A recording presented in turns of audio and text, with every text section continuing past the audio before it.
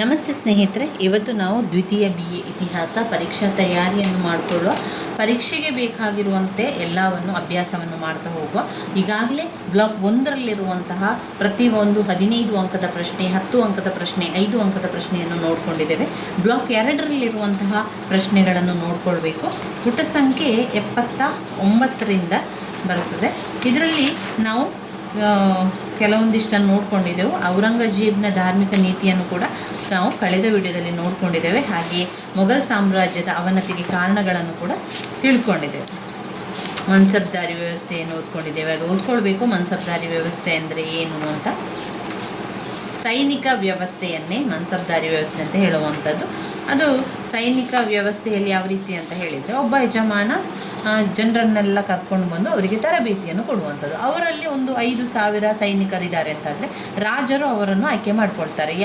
ಯಾವ ಮನ್ಸಬ್ದಾರರು ನಮಗೆ ಬೇಕು, ಅವರು ನಮಗೆ ಸೈನಿಕರನ್ನು ಕೊಡ್ತಾರೆ. ಎಲ್ಲ ತರಬೇತಿ ಆದಂತಹ ಸೈನಿಕರನ್ನು ರಾಜರಿಗೆ ಕೊಡುವಂಥದ್ದು. ಅವರನ್ನು ರಾಜರು ಮನ್ಸಬ್ದಾರ, ಹೆಚ್ಚು ಸೈನಿಕರನ್ನು ಹೊಂದಿರುವಂಥ ಮನ್ಸಬ್ದಾರರನ್ನು ರಾಜರು ಆಯ್ಕೆ ಮಾಡಿಕೊಳ್ತಾರೆ. ಮೊಘಲರ ಕಾಲದ ಸಾಂಸ್ಕೃತಿಕ ಪರ್ಷಿಯನ್ ಸಾಂಸ್ಕೃತಿಕ ಕೊಡುಗೆಗಳು, ಸಾಹಿತ್ಯ ಕೊಡುಗೆಗಳು ಅಂತ ಬಂದಾಗ ಅದರಲ್ಲಿ ಹಿಂದಿ ಸಾಹಿತ್ಯ, ಪರ್ಷಿಯನ್ ಸಾಹಿತ್ಯ, ಉರ್ದು ಸಾಹಿತ್ಯ, ಅರೇಬಿಕ್ ಸಾಹಿತ್ಯ, ಸಂಸ್ಕೃತ ಸಾಹಿತ್ಯ, ಪ್ರಾದೇಶಿಕ ಭಾಷೆಗಳ ಸಾಹಿತ್ಯ ಅಂತ ತಗೊಂಡು ಅದನ್ನು ನಾವು ಬರಿತಾ ಹೋದರೆ ಆಯಿತು. ಆಮೇಲೆ ಸ್ತ್ರೀ ಶಿಕ್ಷಣವನ್ನು ನೋಡಿದರೆ ರಾಜಮನೆತನದವರಿಗೆ ಹಾಗೆ ಶ್ರೀಮಂತ ವರ್ಗದ ಸ್ತ್ರೀಯರಿಗೆಲ್ಲರೂ ಕೂಡ ವಿದ್ಯಾಭ್ಯಾಸವನ್ನು ಮಾಡುವಂತಹ ಹಕ್ಕುಗಳೆಲ್ಲ ಇತ್ತು. ಸ್ತ್ರೀಯರಿಗೆ ಧಾರ್ಮಿಕ ಹಾಗೂ ಸಾಹಿತ್ಯ ಶಿಕ್ಷಣವನ್ನು ನೀಡುತ್ತಾ ಇದ್ದರು. ಸಾಮಾನ್ಯ ವರ್ಗದ ಮಹಿಳೆಯರು ಶಿಕ್ಷಣದಿಂದ ವಂಚಿತರಾಗಿದ್ದರು. ಅದನ್ನೇ ನಾವು ಆ 2 ಪಾಯಿಂಟ್ಸ್ಗಳನ್ನು ಇಟ್ಕೊಂಡು ವಿವರಿಸ್ತಾ ಹೋಗುವಂಥದ್ದು.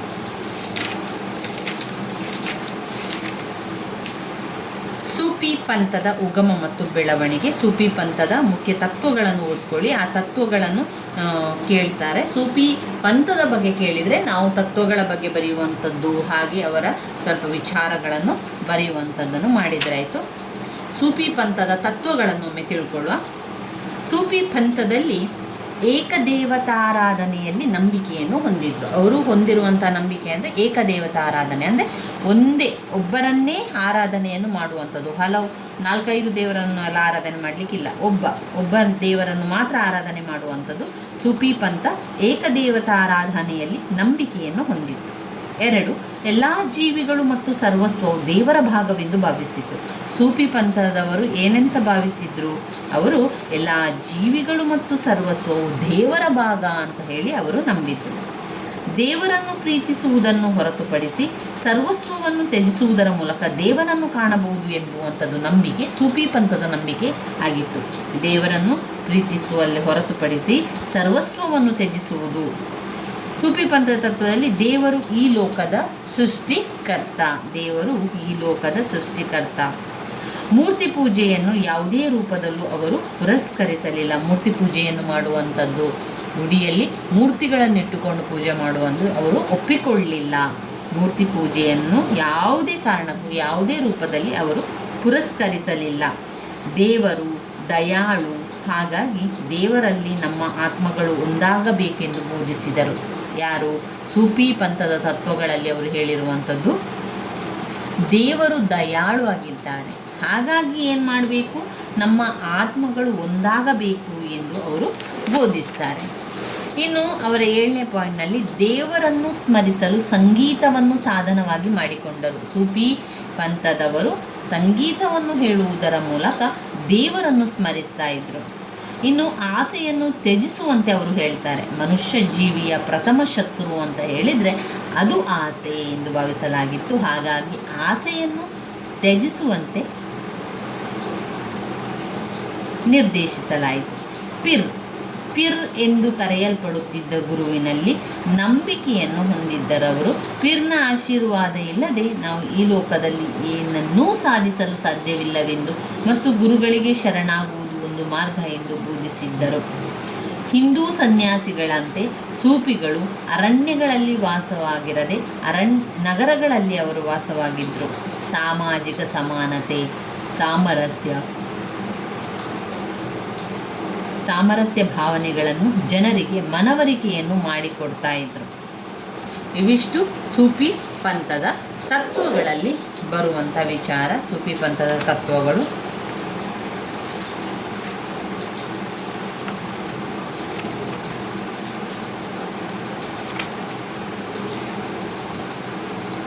ಶಿವಾಜಿಯ ಸೈನಿಕ ಸಾಧನೆಗಳೆಲ್ಲ ಬರ್ತದೆ. ಶಿವಾಜಿಯ ಸೈನಿಕ ಸಾಧನೆಗಳಲ್ಲಿ ನಾವು ನೋಡುವುದಾದರೆ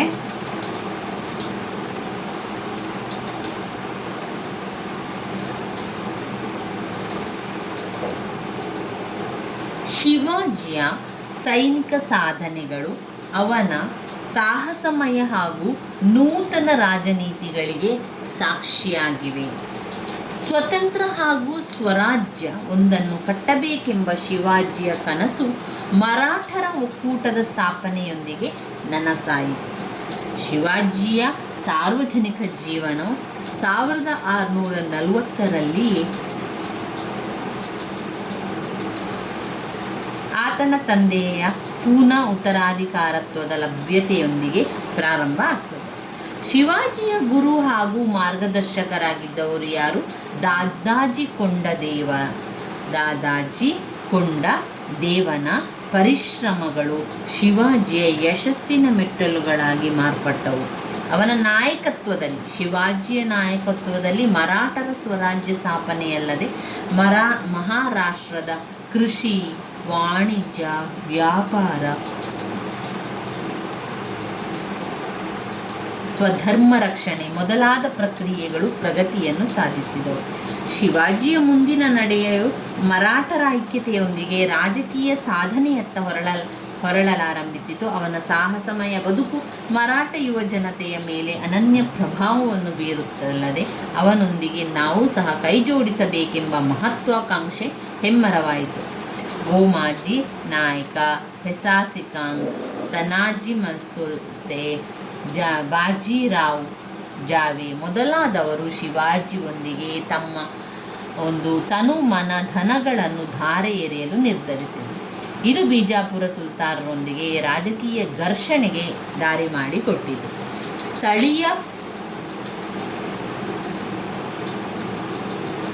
ಸ್ಥಳೀಯ ದೇಶಮುಖರೊಂದಿಗೆ ಬೆರೆಯಲು ಅವಕಾಶ ಮಾಡಿಕೊಟ್ಟಿತು.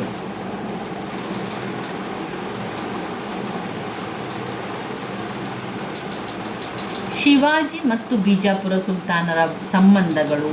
ಶಿವಾಜಿ ಮತ್ತು ಬಿಜಾಪುರ ಸೇನಾಧಿಪತಿಯ ಅಫ್ಘಾನ್ ಖಾನ್, ಆಮೇಲೆ ಶಿವಾಜಿ ಮೊಘಲರ ಜೊತೆಗಿದ್ದದ್ದು ಅದೆಲ್ಲ ಕೂಡ ಇದರಲ್ಲಿದೆ. ಆದರೆ ನಮಗೆ ಸ್ವಲ್ಪ ವಿಚಾರ ಗೊತ್ತಿದ್ದರೆ ಸಾಕು ಅದರಲ್ಲಿ. ಇನ್ನು ನಾವು ಇದನ್ನು ನೋಡಿಕೊಂಡಿದ್ದೇವೆ. ಶಿವಾಜಿಯ ಒಂದು ಆಡಳಿತಗಳನ್ನೆಲ್ಲ ಈಗಾಗಲೇ ಕಳೆದ ವಿಡಿಯೋದಲ್ಲಿ ತಿಳ್ಕೊಂಡಿದ್ದೇವೆ. ಅಷ್ಟಪ್ರಧಾನ ವ್ಯವಸ್ಥೆಯನ್ನೆಲ್ಲ ಓದ್ಕೊಂಡಿದ್ದೇವೆ.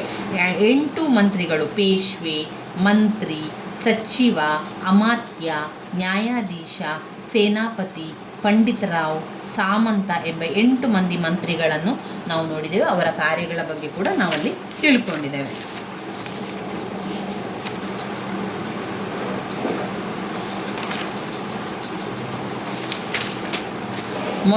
ಬಾಲಾಜಿ ವಿಶ್ವನಾಥರವರ ಮೊಘಲರೊಡನೆ ಬಾಲಾಜಿ ವಿಶ್ವನಾಥರ ಸಂಬಂಧ, ಹಾಗೆ ಬಾಲಾಜಿ ವಿಶ್ವನಾಥರವರ ಸಾಧನೆ ಬಗ್ಗೆ ನಾವು ಸ್ವಲ್ಪ ನೋಡ್ಕೊಳ್ಳೋ. ಬಾಲಾಜಿ ವಿಶ್ವನಾಥರ ಸಾಧನೆಗಳು ಹಾಗೂ ಅವರ ಒಂದು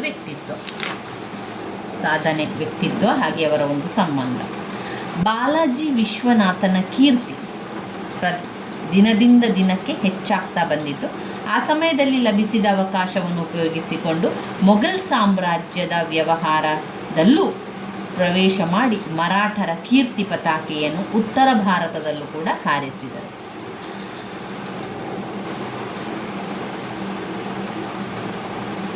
ಫರೂಖ್ಸ್ಕಿಯಾರ್ ಸಾಮ್ರಾಟನಾಗಲು ಕಾರಣರಾದವರೇ ಹುಸೇನ್ ಆಲಿ, ಅವನ ಸೋದರ ಅಬ್ದುಲ್ಲಾ ಖಾನ್. ಈ ಸೈಯದ್ ಸೋದರರು ಮೊಘಲ್ ಆಸ್ಥಾನದಲ್ಲಿ ರಾಜನಿರ್ಮಾಪಕರಂತಿದ್ದರು. ಚಕ್ರವರ್ತಿ ಇವರ ವಿರೋಧ ಕಟ್ಟಿಕೊಂಡು ಬಾಳುವಂತಿರಲಿಲ್ಲ. ಆದರೆ ಹುಸೇನ್ ಆಲಿಯನ್ನು ದಖನ್ನಿಗೆ ಕಳುಹಿಸಿ ಅಲ್ಲಿ ಅವನನ್ನು ಕೊಲ್ಲಬೇಕೆಂದಿದ್ದ ಫರೂಖ್ಶಿಯಾರ್ನ ಸಂಚು ತಿಳಿದ ಹುಸೇನ್ ಆಲಿ ಆಸ್ಥಾನದಲ್ಲಿ ಆಗಲೇ ಅವಮಾನಿತನಾಗಿದ್ದ ಅವನ ಸೋದರನ ಅಬ್ದುಲ್ ಖಾನ್ ಫರೂಖ್ಶಿಯಾರ್ನನ್ನು ಸಿಂಹಾಸನದಿಂದ ಇಳಿಸುವ ಯೋಜನೆಯನ್ನು ಹಾಕಿದರು. ಇವನೊಡನೆ ಸಹಕರಿಸಿದ ಮತ್ತೊಬ್ಬ ವ್ಯಾಯಸರಾಯ್ ಅಲಿಂ ಆಲಿ ಹುಸೇನ್ ಆಲಿಯ ಸೋದರರ ಮಗ. ಸೋದರನ ಮಗ. ಈ ಕಾರ್ಯದಲ್ಲಿ ಬಾಲಾಜಿ ವಿಶ್ವನಾಥರೊಡನೆ ಒಪ್ಪಂದವನ್ನು ಮಾಡಿಕೊಂಡು 15,000 ಮರಾಠ ಸೈನ್ಯವನ್ನು ದೆಹಲಿಗೆ ಒಯ್ದರು. ಮರಾಠರ ಸಾಮ್ರಾಜ್ಯಕ್ಕೆ ತಳಪಾಯ ಆದವು. ನಂತರ ಇಲ್ಲಿ ನಾವು ಅವರ ವ್ಯಕ್ತಿತ್ವವನ್ನು ನೋಡಿದರೆ, ಬಾಲಾಜಿ ವಿಶ್ವನಾಥರು ಸ್ವಸಾಮರ್ಥ್ಯದಿಂದ ಮೇಲೇರಿದವರು. ಅವರು ತಮ್ಮದೇ ಸಾಮರ್ಥ್ಯದಿಂದ ಮೇಲೆ ಹೋದವರು. ಯಾರು? ಬಾಲಾಜಿ ವಿಶ್ವನಾಥ. ಅವರೊಬ್ಬ ರಾಜನೀತಿಜ್ಞ, ದಕ್ಷ ರಾಜನೀತಿಜ್ಞನಾಗಿದ್ದರು. ಅಷ್ಟೇ ಅಲ್ಲದೆ ತುಂಬಾ ಮೇಧಾವಿ ಕೂಡ ಆಗಿದ್ದವರು ಬಾಲಾಜಿ ವಿಶ್ವನಾಥರವರು. ಬಾಲಾಜಿ ವಿಶ್ವನಾಥರವರು ಇಂದು ಮಹಾನ್ ರಾಜಕೀಯ ಮುತ್ಸದ್ದಿ ಮತ್ತು ಚತುರ ಆಡಳಿತಗಾರನಾಗಿ ಜನಮನದಲ್ಲಿ ಉಳಿದಿದ್ದಾರೆ. ಸಮರ ಸೇನಾನಿಯಾಗಿ ಅಲ್ಲ, ಅವರು ಒಂದು ಆಡಳಿತಗಾರನಾಗಿ ಎಲ್ಲರ ಮನಸ್ಸಿನಲ್ಲಿ ಉಳಿದಿರುವಂತಹ ವ್ಯಕ್ತಿ ಬಾಲಾಜಿ ವಿಶ್ವನಾಥರವರು. ಉತ್ತರ ಭಾರತದ ಮೊಘಲರ ಆಂತರಿಕ ವ್ಯವಹಾರದಲ್ಲೂ ಕೂಡ ಮರಾಠರ ಘನತೆ ಗೌರವವನ್ನು ಎತ್ತಿ ಹಿಡಿದರು ನಮ್ಮ ಬಾಲಾಜಿ ವಿಶ್ವನಾಥರವರು. ಬಾಲಾಜಿ ವಿಶ್ವನಾಥರವರು ಶಿವಾಜಿ ಕನಸು ಕಂಡಿದ್ದ ಸ್ವರಾಜ್ಯಕ್ಕೆ ಬುನಾದಿ ಹಾಕಿದುದು ಬಾಲಾಜಿ ವಿಶ್ವನಾಥವರು ಮಾಡಿದ ಒಂದು ಸಾಧನೆ. ಈ ಮೂಲಕ ಕಣ್ಮರೆಯಾಗಲಿದ್ದ ಮರಾಠ ರಾಜ್ಯವನ್ನು ಉಳಿಸಿ ಅದು ಮುಂದೆ ಔನ್ನತ್ಯಕ್ಕೆ ಏರಲು ಅವಕಾಶ ಮಾಡಿಕೊಟ್ಟರು. ಈ ಸಾಧನೆಯ ಪರಿಶ್ರಮ ಮುಂದೆ ಪೇಶ್ವೆಯಾಗಿ ಬಂದ ಅವನ ಮಗ ಬಾಜಿರಾಯನ ಮಹೋನ್ನತಿಯಲ್ಲಿ ಫಲಿಸಿತು. ಮರಾಠರಿಗೊಂದು ಪ್ರಭಾವಿ ವಲಯವನ್ನು ಸೃಷ್ಟಿಸುವುದರೊಂದನ್ನು ಬಿಟ್ಟರೆ ಬಾಲಾಜಿ ವಿಶ್ವನಾಥನಿಗೆ ಬೇರೆ ಯಾವ ಯೋಜನೆಯೂ ಕೂಡ ಇರಲಿಲ್ಲ. ಆಕ್ರಮಣದ ಮೂಲಕ ಮೊಘಲ್ ಸಾಮ್ರಾಜ್ಯದ ಪತನದ ಅವಶೇಷದ ಮೇಲೆ ಒಂದು ಸಾಮ್ರಾಜ್ಯ ಕಟ್ಟುವ ಯೋಜನೆಯಂತೂ ಅವನಿಗೆ ಇರಲಿಲ್ಲ. 1719 ಮುಂಚಿನ ಸಮಯದಲ್ಲಿ ಅವನಿಗಿದ್ದ ಬಲವು ಅತ್ಯಲ್ಪ ಕೂಡ ಆಗಿತ್ತು. ಆಗ ಒಂದು ಪಕ್ಷ ಏನಾದರೂ ಹಾಗೆ ಮಾಡಿದ್ದಲ್ಲಿ ಅವನು ಒಬ್ಬ ರಾಜನೀತಿಜ್ಞನಾಗ್ತಾ ಇರಲಿಲ್ಲ. ಆದರೆ ಅಂತಹ ಯೋಜನೆಯಲ್ಲಿ ಅವನು ತುಂಬಾ ಆಸಕ್ತಿ ಕೂಡ ಅವನು ಹೊಂದಿದ್ದ. ಕೆಲವು ಇತಿಹಾಸ ತಜ್ಞರು ಅಭಿಪ್ರಾಯ ಶೋಚನೀಯ ಅಂತಲೇ ಹೇಳ್ಬೋದು. ಬೇರೆ ಬೇರೆ ಯೋಚನೆಗಳನ್ನು ಮಾಡ್ತಾರೆ, ಬೇರೆ ಬೇರೆ ಅಭಿಪ್ರಾಯಕ್ಕೂ ಕೂಡ ಬರ್ತಾರೆ. ಭವಿಷ್ಯದಲ್ಲಿ ಮೊಘಲ್ ಸಾಮ್ರಾಜ್ಯ ಪತನವಾಗಿ ಚೂರಾಗಲೇಬೇಕೆಂದು ಅವರು ತೀರ್ಮಾನಿಸಿರ್ಬೋದು. ಆದರೆ ಈ ಅಪರಾಧ ಅವನ ಸ್ವಂತ ವಿವೇಚನೆಯನ್ನು ಮಬ್ಬುಗೊಳಿಸಿದೆ. ನಮ್ರತೆಯಿಂದ ಶಾಂತಚಿತ್ತನಾಗಿ ಕೆಲಸ ಆರಂಭಿಸಿದ ಅವನು ಮಹತ್ವಾಕಾಂಕ್ಷೆಯ ಯೋಜನೆಗಳನ್ನು ಅವನ ಉತ್ತರಾಧಿಕಾರಿಗಳಿಗೆ ಬಿಟ್ಟನು. ಇದು ಬಾಲಾಜಿ ವಿಶ್ವರಾವರ ವ್ಯಕ್ತಿತ್ವ ಅಥವಾ ಸಾಧನೆಯಲ್ಲಿ ನೀವು ಬರಿತಾ ಹೋಗುವಂಥ ವಿಚಾರಗಳಾಗಿದೆ. ಇನ್ನು ಬಾಲಾಜಿ ಬಾಜಿರಾವ್ ಅವರ ಬಗ್ಗೆ, ಬಾಲಾಜಿ ಬಾಜಿರಾವ್ ಅವರ ಒಂದು 4 ಪಾಯಿಂಟ್ಸ್ಗಳನ್ನು ನೋಡುವುದಾದರೆ, ಆಂತರಿಕ ಯುದ್ಧ ಮತ್ತು ತಾರಾಬಾಯಿಯ ಪತನ, ಬಾಲಾಜಿ ಬಾಜಿರಾಯನ ನೀತಿ, ಸಾಮ್ರಾಜ್ಯದ ವಿಸ್ತರಣೆ ತಿಳಿಯಬೇಕಾದ ಅಂಶಗಳಾಗಿದೆ. ಬಾಲಾಜಿ ಬಾಜಿರಾವ್. ಆಮೇಲೆ ಇದರಲ್ಲಿ 3ನೇ ಪಾಣಿಪತ್ ಕದನ ಇದೆ ನೋಡಿ, 10 ಅಂಕಕ್ಕೆ ಕೇಳಿದ್ದಾರೆ. 3ನೇ ಪಾಣಿಪತ್ ಕದನದಲ್ಲಿ ಮರಾಠರ ದಿಗ್ವಿಜಯ ಉತ್ತರದಲ್ಲಿ ದಕ್ಕನ್ನಷ್ಟೇ ಕೌತುಕಕಾರಿಯಾಗಿದ್ದವು. ಮರಾಠರ ದಿಗ್ವಿಜಯ ಉತ್ತರದಲ್ಲಿ ದಕ್ಕನ್ನಿನಷ್ಟೇ ಕೌತುಕಕಾರಿಯಾಗಿದ್ದವು.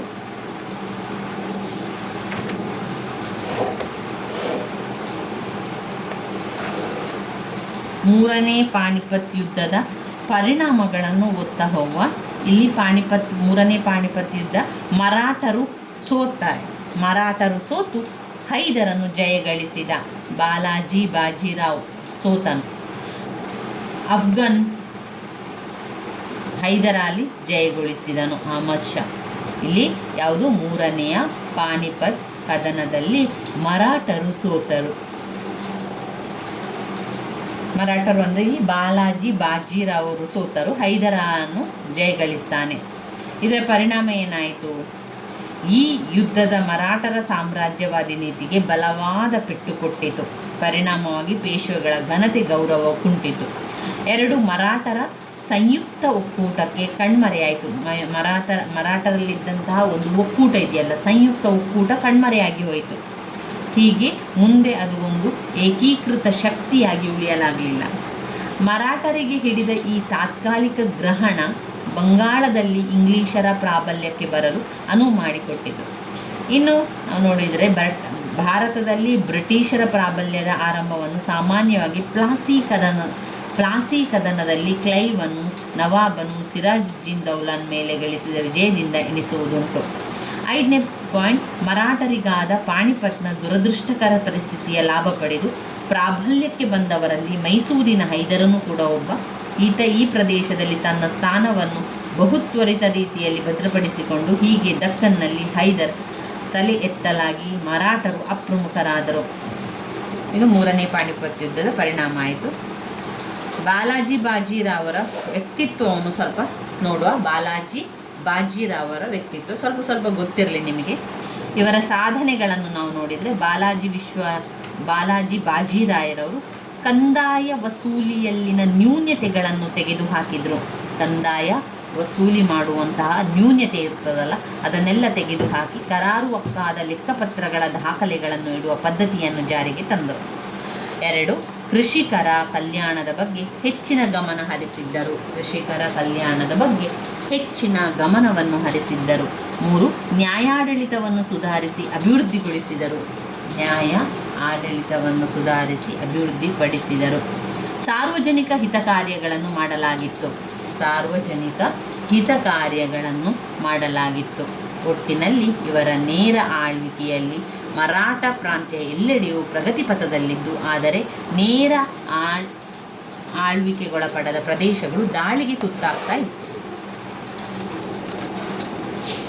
ಇನ್ನು ನಾವು ಇದರಲ್ಲಿ ಓದಬೇಕಾಗಿರುವಂತಹ ಪಾಠ ಯಾವುದಿದೆ? ಕರ್ನಾಟಕ ಯುದ್ಧ. ಮೊದಲ ಕರ್ನಾಟಿಕ್ ಯುದ್ಧ ಮತ್ತು ಕರ್ನಾಟಿಕ್ ಯುದ್ಧದ ಪರಿಣಾಮವನ್ನು ಓದ್ಕೊಳ್ಬೇಕು. ಆಮೇಲೆ ಬಾಕ್ಸರ್ ಕದನ ಬಗ್ಗೆ ಕೂಡ ಓದ್ಕೊಳ್ಬೇಕು. ತುಂಬಾ ಮುಖ್ಯವಾಗಿರುವಂತಹ ಪ್ರಶ್ನೆಯಾಗಿದೆ. ಇಲ್ಲಿ ನಾವು 15 ಅಂಕದ ಪ್ರಶ್ನೆ ಯಾವುದಿದೆ ಅಂತ ನೋಡ್ಕೊಳ್ಳುವ. ಮೊದಲಿಗೆ 15 ಅಂಕದ ಪ್ರಶ್ನೆಯನ್ನು ನೋಡಿಕೊಂಡು ನಂತರ 10 ಅಂಕದ ಪ್ರಶ್ನೆಯನ್ನು ಕೂಡ ನೋಡ್ಕೊಳ್ಬೇಕು. ಆದರೆ ಮೊದಲಿಗೆ ಇದನ್ನು ನೋಡ್ಕೊಳ್ಳುವ. ಇಲ್ಲೊಂದು ಮುಖ್ಯವಾದ ಪ್ರಶ್ನೆ ಇದೆ ನೋಡಿ. ಕಾರ್ನವಾಲಿಸಿನ ಆಡಳಿತ ಸುಧಾರಣೆಗಳನ್ನು ಓದ್ಕೊಳ್ಬೇಕು.